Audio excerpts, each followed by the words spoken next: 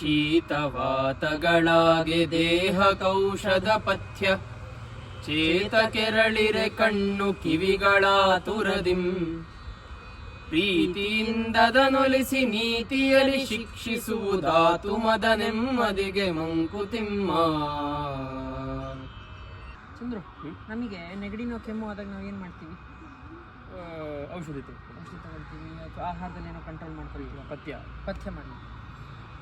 ಅದೇ ರೀತಿ ನಮಗೆ ಕಣ್ಣಿಗೆ ನಮ್ಮ ಪಂಚೇಂದ್ರಿಯಗಳಿಗೆ ಅನುಭವ ಆಗೋದ್ರ ಮೂಲಕ ಒಂದಿಷ್ಟು ನಮ್ಮ ಮನಸ್ಸು ವಿಚಲಿತ ಆಗಿರುತ್ತೆ. ಅವಾಗ ಏನು ಮಾಡಬೇಕು? ಗುಂಡಪ್ಪನವ್ರು ಏನು ಹೇಳ್ತಾ ಇದ್ದಾರೆ ಅಂತಂದರೆ, ಆಗ ಈ ಮನಸ್ಸಿಗೆ, ಈ ಒಂದು ಆತ್ಮಕ್ಕೆ ಒಂದು ರೀತಿ ಸಂಸ್ಕಾರವನ್ನು ಕೊಡಬೇಕಂತೆ, ಒಂದು ರೀತಿಯ ಶಿಕ್ಷಣವನ್ನು ಕೊಡಬೇಕು. ಆ ಶಿಕ್ಷಣವನ್ನು ಕೊಟ್ಟಾಗ ಅಂದರೆ ಹೇಗಿರಬೇಕು, ಆ ರೀತಿ ತುಂಬ ವಿಷಯಗಳಿಂದ ವಿಚಲಿತವಾಗ್ತಾ ಇದ್ದರೆ ಅದನ್ನು ನಮಗೆ ಹತೋಟಿಗೆ ತೊಗೊಂಬರೋದಕ್ಕೆ ಏನು ಮಾಡಬೇಕು? ಧ್ಯಾನ ಮಾಡೋದ್ರ ಮೂಲಕನೋ ಅಥವಾ ದೇವರನ್ನ ಸ್ಮರಣೆ ಮಾಡೋದ್ರ ಮೂಲಕನೋ ಈ ರೀತಿಯಾಗಿ ಹಲವಾರು ವಿಷಯಗಳನ್ನು ನಾವು ಅಭ್ಯಾಸ ಮಾಡೋದ್ರಿಂದ ನಮ್ಮ ಮನಸ್ಸು ಹತೋಟಿಗೆ ಬರುತ್ತೆ, ನಮ್ಮ ಆತ್ಮಕ್ಕೆ ಒಂದು ರೀತಿಯ ನೆಮ್ಮದಿ, ಶಾಂತಿ ಸಿಗುತ್ತೆ. ಅದನ್ನು ಪಡ್ಕೊಳ್ಳುವಂಥ ಪ್ರಯತ್ನವನ್ನು ಮಾಡಬೇಕು ಅಂತ ಗುಂಡಪ್ಪನ ಹೇಳ್ತಾ ಇದ್ದಾರೆ ಅಲ್ವಾ? ನಮಸ್ಕಾರಗಳು.